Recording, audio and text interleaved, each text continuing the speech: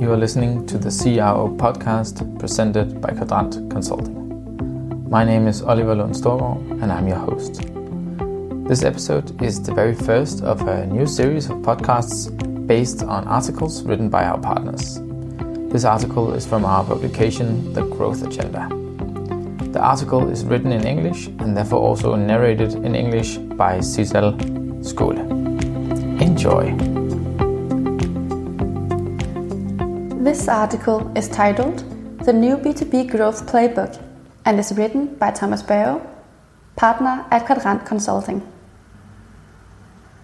For many years, the typical medicine for declining revenue growth in B2B organizations was quite simple. Improve sales force capabilities through training, enablement and coaching to grow sales. But with average sales rep performance on a 5-year decline, despite an 11% growth in sales training and enablement spend, it looks as if that old lever is not working anymore. It is getting increasingly difficult for companies to train their way out of declining revenue growth. If you've been buying anything in the past decade, you will have noticed a seismic shift in how buyers buy. The change essentially revolves around 3 main topics. Number 1, technology has democratized information, and buyers are now supercharged with the information to make informed decisions. The average B2B buyer is 70% through the buying process before reaching out to a vendor, and spends 27% of the buying process researching independently online. Number 2, technology has created information overload and has complicated the typical buying process. 6.8 stakeholders are now involved in the average B2B purchase. Furthermore, 15% of the buying process is spent on deconflicting information in the buying committee from the average of 6 different channels. Also, 90% of stakeholders now report that they are looping back and forth between decisions. Number 3, technology has transformed an increasing proportion of buying transactions into being frictionless and automatic, while they can now be executed with a minimum of costs and efforts. B2B e-commerce sales in the US alone is expected to cross the $1 trillion mark this year. In connection to the aforementioned, B2B buyers now prefer to meet virtually with the seller instead of face-to-face in 75% of buying situations. On the back of these 3 developments, we see 2 conflicting tendencies. Customers complete buying tasks on their own and are more confused than ever.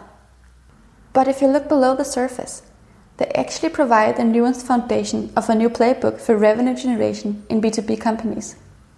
The old growth engine in B2B companies used to be centered around a dominating, well-trained field sales force that would spend most of the time on the road visiting clients, supported by marketing on the side for sales collateral and management of visual identity. Due to the change in buying behavior, many B2B companies are these years realizing that the old commercial growth engine has outplayed its role and are witnessing it being challenged with continuous poor performance. Some of these companies are experimenting with the design of revenue operations and are working with 3 tightly integrated commercial engines. Here are 3 characteristics of each engine. Number 1, technology has transformed an increasing proportion of buying transactions into being frictionless and automatic, while they can now be executed with a minimum of costs and efforts. Number 2, marketing as a growth driver. As buyers increasingly rely on digital channels to go through their buying journey, marketing now needs to assume ownership of parts of the sales funnel and accept a clear responsibility for generating pipeline value. Marketing needs a clear mandate in the process of generating demand, capturing leads, and converting them into sales qualified opportunities for them to pass on to sales reps. Number 3, inside sales as buying enabler. As buyers increasingly demand virtual, more effective buying support and ways of engaging with vendors when they are ready to talk, an inside sales function needs to take ownership of specific buyer touchpoints and assume responsibility for qualifying and converting browsing potential buyers into sales qualified leads and pipeline value. For more simple purchases, Marketing and inside sales might even take the buyer through the entire buying process, through digital and virtual channels of engagement and buyer enablement. Inside sales teams are growing 15 times faster than outside sales because buyers demand it. And this is the strong business case for moving some of the traditional field sales activities inside the office.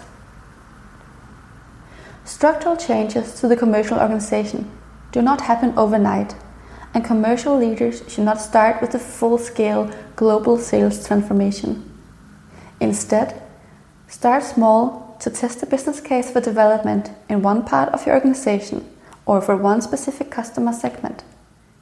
When you have actual numbers and learnings, prototype revenue operations for the entire organization and scale fast on a burning platform for change and a clear vision for the future. To sum up, start small, think big, and scale fast. Thank you for listening to the podcast. If you want to know more, you can download the full publication, The Growth Agenda, for free on our website, kvadrant.dk. Here you can also learn more about Kvadrant Consulting, and you're also welcome to follow us on LinkedIn. Thank you.